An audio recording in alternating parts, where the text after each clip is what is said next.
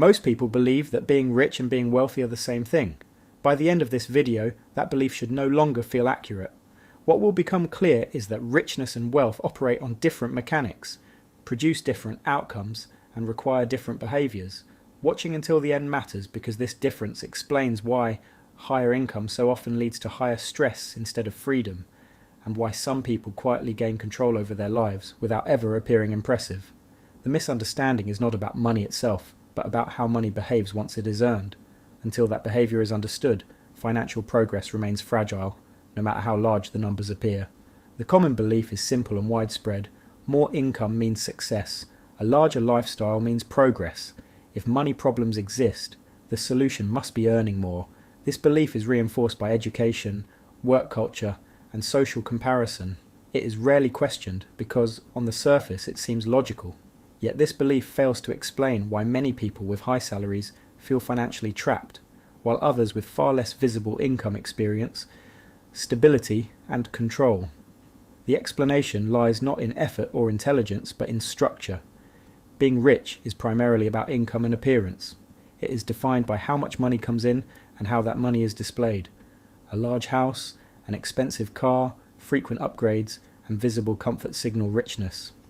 These signals are easy to recognize and easy to compare. Wealth, by contrast, is about durability. It is defined by how money is positioned, how it behaves under pressure, and how long it can function without constant input. Wealth is less visible because it does not depend on display. It depends on resilience. Money itself is neutral. It has no preference for comfort or security. Once earned, money immediately begins to move. If it is not directed intentionally, it flows towards spending by default. Bills, subscriptions, convenience purchases, and lifestyle expectations absorb income quietly and continuously. This is not a moral failure. It is simply how systems behave in the absence of structure. Schools focus heavily on teaching people how to earn money. Careers, credentials, productivity, and performance are emphasized because they are measurable and standardized. What happens after money is earned receives far less attention. Yet this is where outcomes diverge. Two people can earn the same income and experience completely different financial realities based on how that income is structured. Income is a flow, not a foundation. It arrives and then it leaves. Wealth is what remains functional after the flow stops. This distinction explains why income alone does not create security. If the flow is interrupted, everything built on it becomes unstable.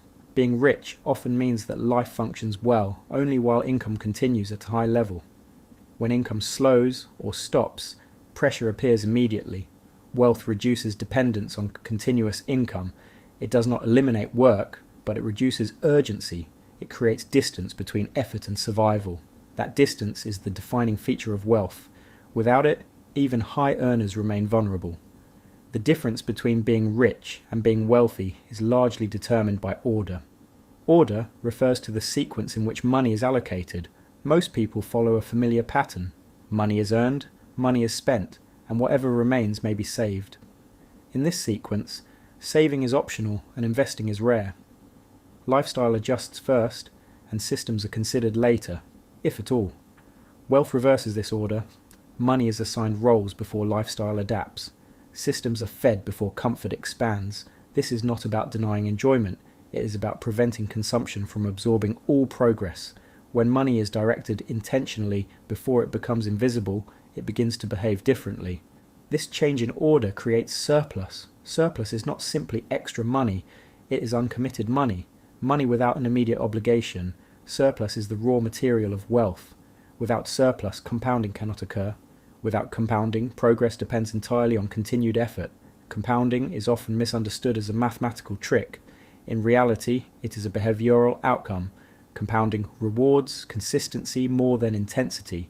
Small surpluses, repeated over long periods, grow disproportionately large. This growth is slow and unimpressive at first, which is why it is often abandoned. Most people never experience the acceleration phase because they exit during the quiet phase. Richness feels rewarding early, wealth feels boring early. This difference in emotional feedback explains why richness is pursued more often than wealth. Immediate rewards are easy to justify. Delayed rewards require trust in structure and time. Lifestyle inflation is the mechanism that prevents most people from making this transition. As income increases, spending increases alongside it, not recklessly, but logically. A better apartment reduces friction, a newer car feels safer, subscriptions save time, each upgrade feels justified. Over time, these upgrades become fixed costs. Once costs are fixed, income becomes obligated. When income is obligated, flexibility disappears. This is why higher income often brings higher stress. There is more to maintain, more to lose, and less room to adapt. The lifestyle depends on performance, continuing uninterrupted. Debt accelerates this process. Debt allows future income to be spent in advance. It brings forward comfort and postpones consequence. Used deliberately and sparingly, debt can amplify productive systems. Used emotionally, it locks individuals into long-term dependency on income. Most everyday debt does not produce income or reduce effort, it increases pressure. This is why many people who appear rich feel financially anxious. Their money is already allocated, their future income is committed. Any disruption becomes a threat. Wealth avoids this fragility by design. It prioritizes resilience before expansion. It builds buffers before upgrades. It limits fixed obligations and preserves optionality. Optionality is the true benefit of wealth. Optionality means the ability to choose how time is spent, to choose how quickly life moves, to choose responses to unexpected events. Richness offers comfort, wealth offers control. This difference is rarely emphasized because control is subtle and difficult to display. Comfort is visible and easy to signal. Social culture rewards visible success, not invisible stability. As a result, many people optimize for appearance without realizing they are increasing fragility. Time plays a central role in this dynamic. Time is the multiplier that converts structure into outcome. Time rewards patience and penalizes inconsistency. It magnifies habits quietly. Those who understand this treat time as a form of capital. Those who do not trade time continuously for income. Wealth grows when money is allowed to remain productive over long periods. This requires restraint early and patience throughout. The payoff is not immediate, it appears gradually, often unnoticed by others. This is why wealth is frequently underestimated and misunderstood. Being rich often looks impressive but depends on constant input. Being wealthy often looks ordinary but depends on accumulated momentum. One reacts to circumstances, the other absorbs them. This distinction reframes progress entirely. Progress is not a higher paycheck. Progress is reduced fragility. Progress is not a larger lifestyle. Progress is increased resilience. Progress is not public validation. Progress is private control. Money does not reward intention, it rewards structure.